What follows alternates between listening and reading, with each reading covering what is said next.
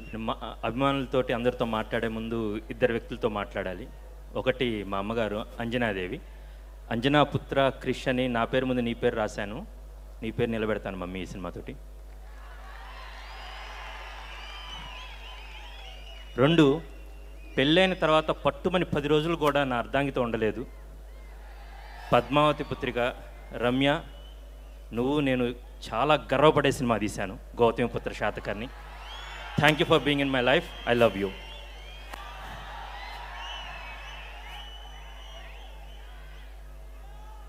గౌతమిపుత్ర శాతకర్ణి కథ తీయాలనుకున్నప్పుడు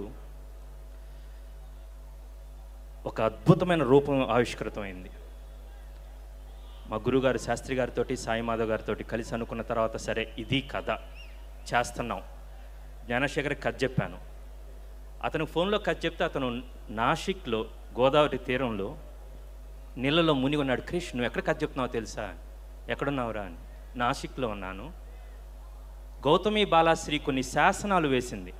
ఆ శాసనంలో దొరికిన కొన్ని చిన్న చిన్న విషయాల్ని సంగ్రహించి ఓకే ఇలా ఉంటుంది అని. తర్వాత ఆ చీఫ్ మినిస్టర్ చంద్రబాబు నాయుడు గారు లండన్ వెళ్ళినప్పుడు చాలా జనరల్ గూగుల్ న్యూస్లో వస్తుంది. అప్పుడు నేను బాంబేలో ఉన్నాను. సార్, మీరు లండన్ వెళ్ళినప్పుడు you went to Amaravati marbles. లండన్లో ఒక మ్యూజియంలో ఒక పెద్ద బ్లాక్లో మన అమరావతి శిథిలాలన్నీ లండన్లో ఉన్నాయి. ముఖ్యమంత్రి గారు చూశారు. వాటిలో ఎన్నో కొన్ని తీసుకొస్తాను అప్పుడు ప్రామిస్ చేశారు, ట్రై చేస్తా అన్నారు. సార్, ఒక్కటి వచ్చినా sir it will be a great treasure. అంటే మనకు తెలియని మన సంస్కృతి, మనకు తెలియని మన కథ, మన జాతి గొప్పదనం ఎక్కడో లండన్ వాడు పూజిస్తున్నాడు.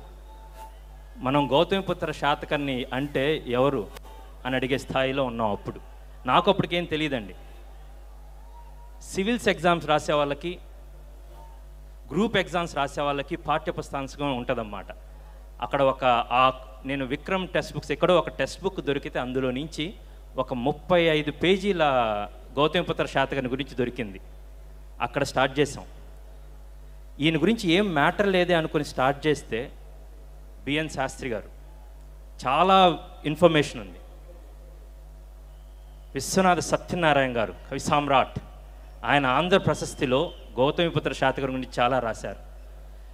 సరే అని మహారాష్ట్రలో కొంతమంది ఫ్రెండ్స్కి చెప్పాను, ఇదే గౌతమిపుత్ర శాతకర్ణి చేస్తున్నాను అనగానే, ఓహో మహారాష్ట్రని అతను కథ చేస్తున్నావా అని. అదేంటయ్యా, తెలుగువాడు, తెలుగు జాతి గర్వపడుతున్నాను, నేను సినిమా తీస్తున్నానంటే, కాదు ఛత్రపతి శివాజీకి జిజియాబాయి ఇతని గురించి చెప్పేది, నువ్వు గౌతమిపుత్ర శాతకర్ణి అంత గొప్పవాడి కావాలరా అని చెప్పిందని మహారాష్ట్ర వాళ్ళు పూజించుకుంటున్నారు, మనకు చేత కాదు. తర్వాత తమిళంలో చెప్పాను, కన్నని నా ఫ్రెండ్ మన ఛత్రపతి సినిమాలోనే జింతాక తక అని చేస్తూ ఉంటాడు. అతనే చెప్తే, మచ్చి ఇందాలుదానా నూట్రువర్ కన్నర్ అని తమిళ్లో తెలుసు అందరికీ ఈయన గురించి అన్నాడు, తెలుగులో మనకు తెలియదు. నూట్రువర్ కన్నర్ శాతకర్ణిని వాళ్ళు నూట్రువర్ కన్నర్ అని పిలుచుకుంటున్నారన్నమాట. సరే ఇదంతా జరిగింది కదా అని తర్వాత అసలు మ్యాక్సిమం ఇన్ఫర్మేషను మెగస్తనీస్ ఇండికాలో నుంచి దొరికింది.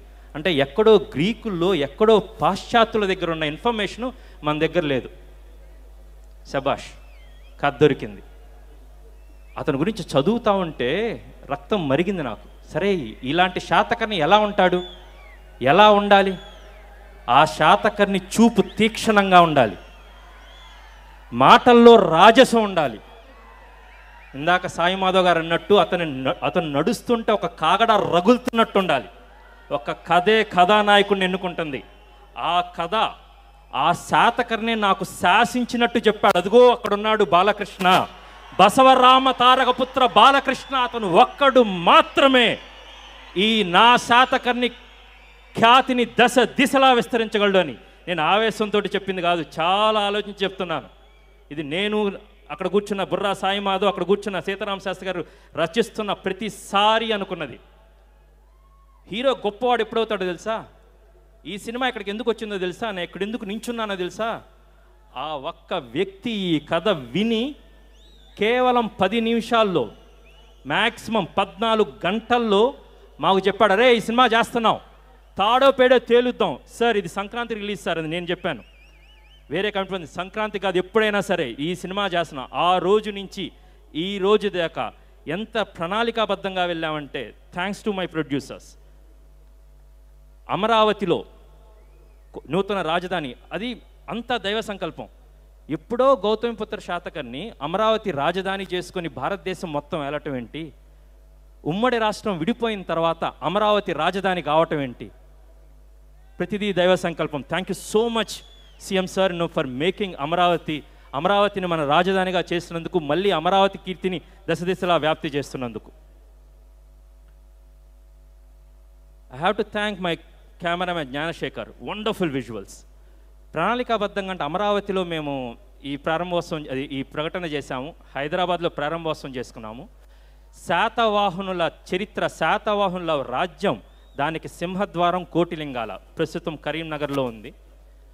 ఆ కోటిలింగాల నుంచి స్టార్ట్ అయిన శాతవాహన సామ్రాజ్యం అమరావతి రాజధానిగా చేసుకొని కన్యాకుమారి నుంచి హిమాచలం దాకా విస్తరించింది.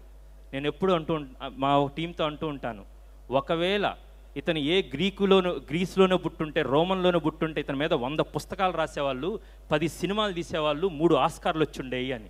గ్లాడియేటర్లు, ట్రాయ్లు వచ్చినట్టు. కానీ కర్మ మనం తీయలేదు. ఈ సినిమా చాలా అద్భుతంగా తీశాను. మా అమ్మకి చెప్పినట్టు, నా అర్ధాంగికి చెప్పినప్పుడు, నా లక్కీ ఎక్కడ ఉంది తనకి చెప్తున్నట్టు గర్వపడే సినిమా తీశాను. నేను ఒక్కనే కాదు, తెలుగు జాతి మొత్తం గర్వపడే సినిమా తీశాను.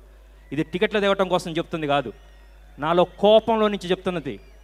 చిన్నప్పుడు మా తాతగారు జాగర్లమూడి రమణయ్య గారు గుంటూరులో పోలీస్ ఆఫీసర్గా ఉండేవాళ్ళు.